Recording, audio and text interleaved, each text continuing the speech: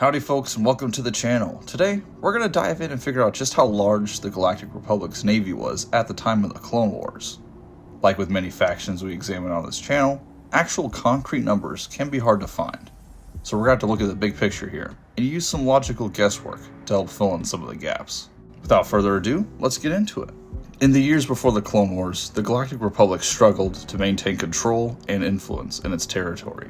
They relied on small, judicial forces and Jedi to handle diplomatic and civil conflicts, which would be part of the reason why many worlds would leave the Republic and join with the Separatist Alliance. It was only during the first day of the Clone Wars, at the Battle of Geonosis, when the Republic would have a proper military, consisting of a secretly made clone army and starships developed by Kuat Drive shipyards, and even donated ships. The first ships used here were the Acclamator-class assault ships.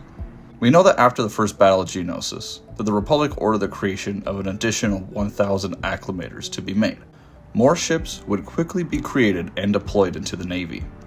Venator-class Star Destroyers became the backbone of the Republic, serving as multi-role carrier battleship hybrids.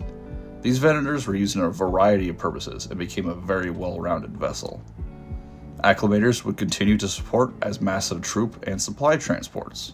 The Republic also made use of light cruisers, Pelta-class frigates, and Consular-class cruisers as smaller support ships. All these ships listed would make up the vast majority of the fleet. The Republic, however, did utilize other ships such as dreadnoughts and other destroyers, but the Venator was by far the most common vessel in the Republic Navy. We know that there were over 1,000 Venator Star Destroyers at the Battle of Coruscant. I think there were likely some other ships there as well, but we don't really see any in action. Many of these ships came in from multiple fronts throughout the galaxy and came in to reinforce the Republic defense. This would create the largest space battle in the Clone Wars by far, and dwarf any other battle throughout the conflict. At the Battle of Kamino, the Republic only fielded 15 warships to protect the planet. This is a surprisingly small amount given the significance of Kamino being the home of the clone army itself. We see similarly small Republic fleets in most battles in the war, even when invading important separatist worlds such as Geonosis or Umbara. Republic fleets would range from a mere handful of ships to over a dozen. This helps illustrate the idea that the Republic was severely outnumbered and spread out across thousands of star systems. Many worlds in the Republic had poor local defenses and struggled to repel the droid armies of the Separatists, which is why the Republic would routinely be stretched thin. The Clone Wars hurt the Republic's economy greatly, but they still managed to pump out thousands of ships during the course of the war. They relied on Kuat and Ruthana shipyards to create their warships, which would constantly be trying to play catch up with pumping out warships. It can be really hard to determine the exact size of the Republic's navy. Scale is always a problem in media such as Star Wars, where many writers and creators of the expanded lore seem to have an issue gauging just how many soldiers or ships would realistically be engaged in a battle. The Clone Army, for example, is said to only have several million soldiers, when it should be closer to 1 billion at least to fight a war throughout half the galaxy. Still, we can use what numbers we do have to pinpoint a rough estimate. As I stated before, the Republic ordered an additional 1,000 Acclamator assault ships to be made in addition to what already existed. We know the Venators would have to have greatly outnumbered the amount of Acclamators as the war went on as well, since they were the most common vessels seen.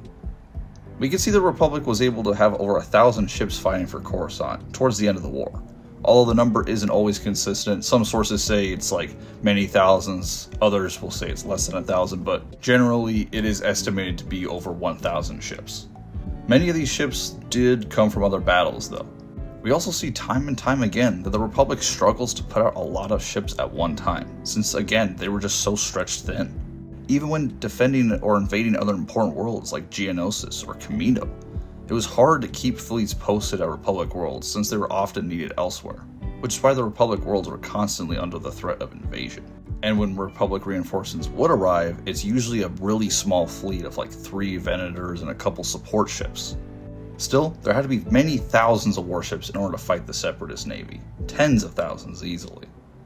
So, based on what numbers we do have access to, the visuals in the movies, the Clone Wars show, and some logical reasoning, I would estimate the Republic's fleet had to have been in the low tens of thousands. Likely higher than 20, but probably less than 50,000. The Republic's navy wasn't given a lot of time to be created. It was constantly stretched thin.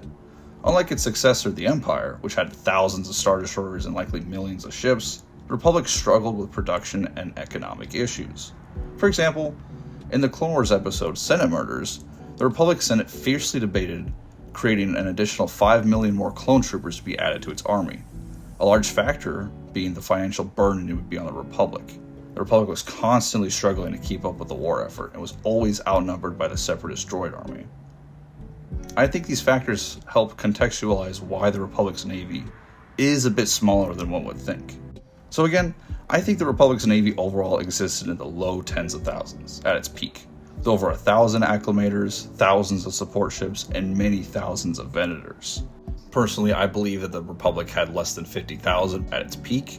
We have to keep in mind the Republic does not control the majority of the Star Wars galaxy. There's the unknown regions, a lot of the Outer Rim and wild space isn't controlled by them, and obviously there's the Separatist territory and the neutral systems that didn't really try to take any part in the war. But that's just my opinion. What do you guys think? Did you agree with my analysis today, or is there anything that I missed? Please let me know your thoughts down in the comment section below, and I'll see you guys in the next one. Thank you all so much for watching. Have a great day. Bye-bye.